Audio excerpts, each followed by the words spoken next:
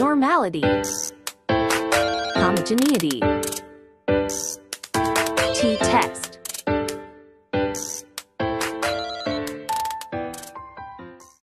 Assalamualaikum warahmatullahi wabarakatuh.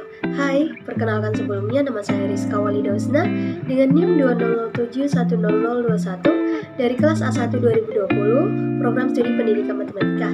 Nah, di video kali ini saya akan menjelaskan bagaimana tutorial menggunakan software SPSS dalam pengerjaan uji normalitas, homogenitas, dan juga uji T. Adapun tujuan pembuatan video ini adalah untuk pemenuhan tugas akhir mata kuliah Statistika Matematika dengan dosen pengampu Ibu Hayatun Nufus, SPDI, MPD. Berikut adalah tutorialnya.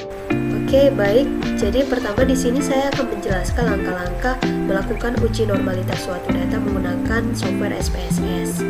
Nah, sebelum kita ke langkah-langkahnya, ada baiknya terlebih dahulu kita tahu apa itu uji normalitas. Nah, jadi uji normalitas itu adalah suatu prosedur yang digunakan untuk mengetahui apakah suatu data berasal dari populasi yang berdistribusi normal atau berada dalam sebaran normal.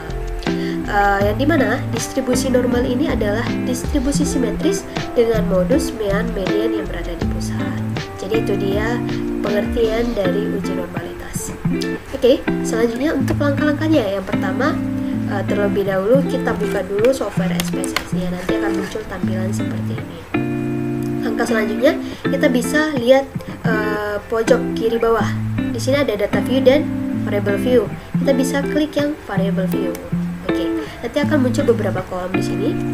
Nah, yang pertama di sini ada kolom name. Jadi untuk kolom ini kita bisa isi baris pertamanya itu adalah hasil. Kemudian di baris selanjutnya kita bisa ketik kelas. Oke, kemudian langkah selanjutnya di sini ada desimal, kolom desimal yang berarti ini adalah banyaknya angka di belakang koma. Oke, kebetulan saya memilih 0 di belakang koma. Oke, kemudian di kolom selanjutnya di sini ada kolom label. Untuk baris pertama kita bisa tuliskan hasil data apa yang akan kita cari uji normalitasnya. Nah, kebetulan saya di sini menggunakan hasil data dari kemampuan pemecahan matematis. Jadi, saya tulis hasil kemampuan pemecahan masalah matematis. Oke. Kemudian untuk di baris selanjutnya kita bisa ketikkan kelas lagi. Oke, untuk langkah selanjutnya di sini ada kolom values. Jadi pada baris kedua yang ini ada titik 3 tadi sebelumnya. Nah, di sini ada titik 3, kita bisa klik. Nah, akan muncul tampilan seperti ini.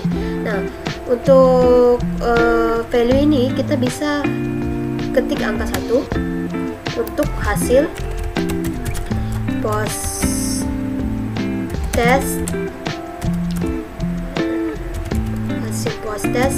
kelas eksperimen.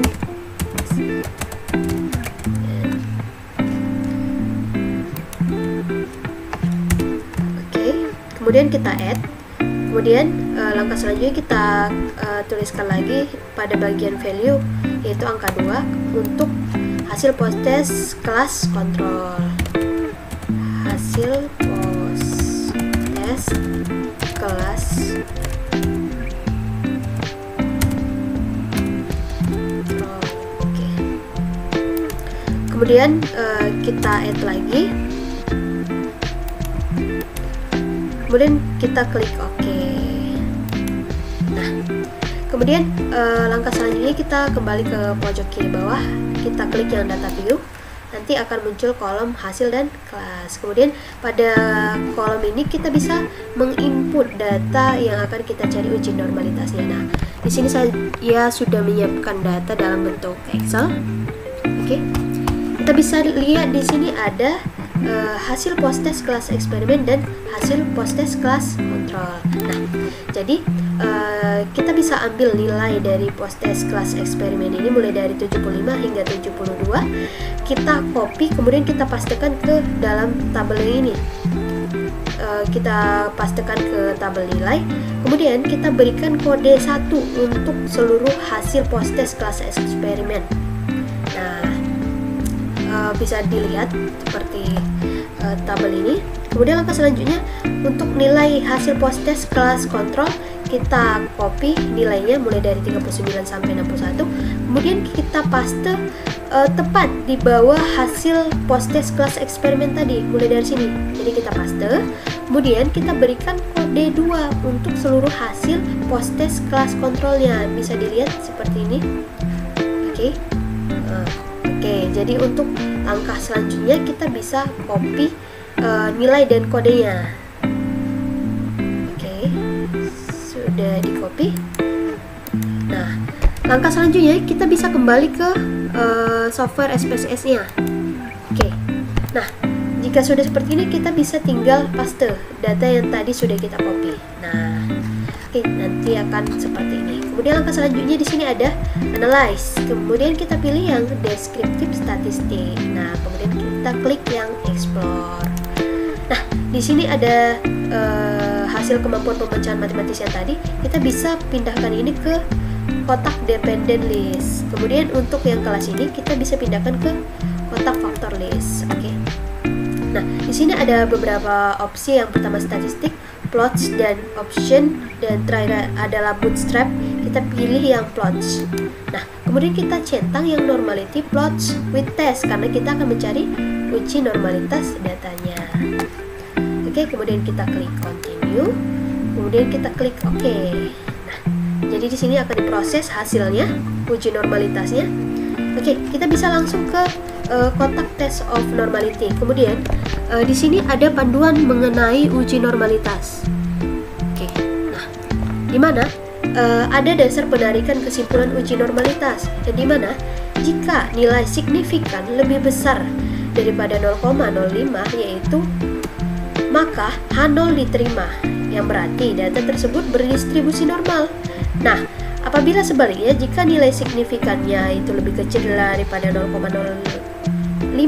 maka HA yang diterima, H0 ditolak, yang berarti data tidak berdistribusi normal. Nah, kita bisa lihat di hasil kita tadi bahwasanya taraf signifikannya ini dibaca 0,200. Nah, artinya apa?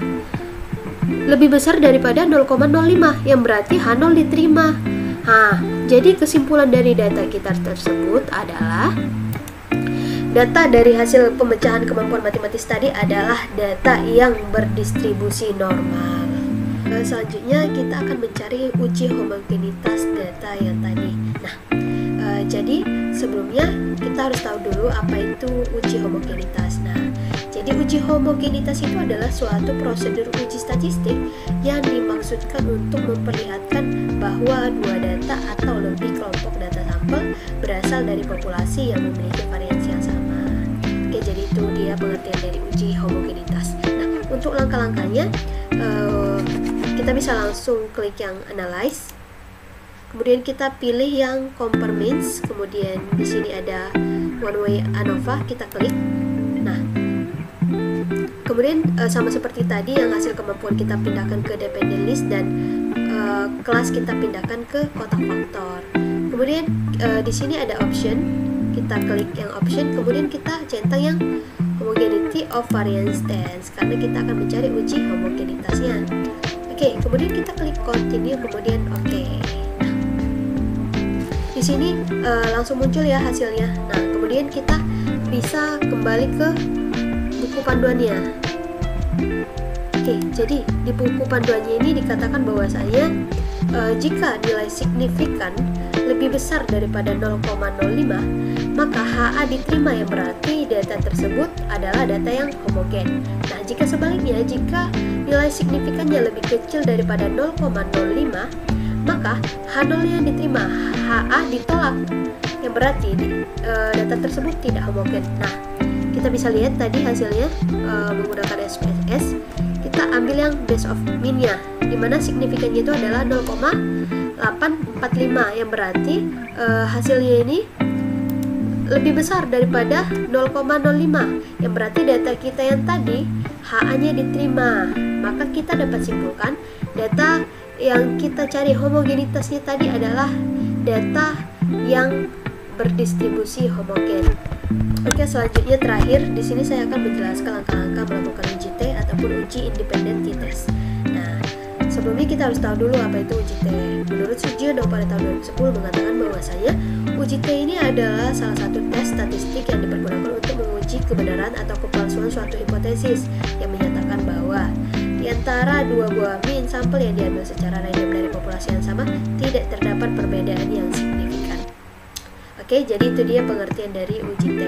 Kemudian untuk langkah-langkahnya kita bisa langsung klik analyze, kemudian kita pilih yang compare means, kemudian di sini ada independent sample t-test, kita klik. Nah, sama seperti tadi, yang hasil kemampuan kita pindahkan ke kotak tes variabel, kemudian yang kelas ini kita pindahkan ke grouping variabel. Tapi di sini muncul tanda tanya. Untuk menghilangkan tanda tanya ini kita bisa klik yang define group. Kemudian kita ketik angka 1 pada grup 1, kemudian kita ketik angka 2 pada grup 2, kemudian kita continue, kemudian kita klik OK. Nah, di sini muncul hasil dari uji t-test data kita. Oke, kita untuk menarik kesimpulan kita bisa ke buku panduan di mana di sini dikatakan jika nilai signifikan lebih kecil daripada 0,05 maka H0 diterima, yang berarti terdapat pengaruh model pembelajaran. Kemudian yang kedua sebaliknya, jika nilai signifikannya lebih besar daripada 0,05 maka HA diterima, H0 ditolak, yang berarti tidak terdapat pengaruh pembelajaran. Nah, kita bisa lihat di sini kita ambil yang signifikan totality ini. Jadi hasilnya itu adalah 0,471. Nah, jika kita bandingkan dengan 0,05 maka artinya hasil dari signifikan kita itu lebih besar daripada 0,05, yang berarti HA-nya diterima, H0-nya ditolak. Jadi kita dapat simpulkan bahwasanya data kita tadi tidak terdapat pengaruh model pembelajaran. Oke, baik, mungkin cukup sekian ya, Sa. Oke, baik, itu dia penjelasan dari langkah-langkah uji normalitas, homogenitas, dan juga uji T. Mungkin cukup sekian penjelasan dari saya.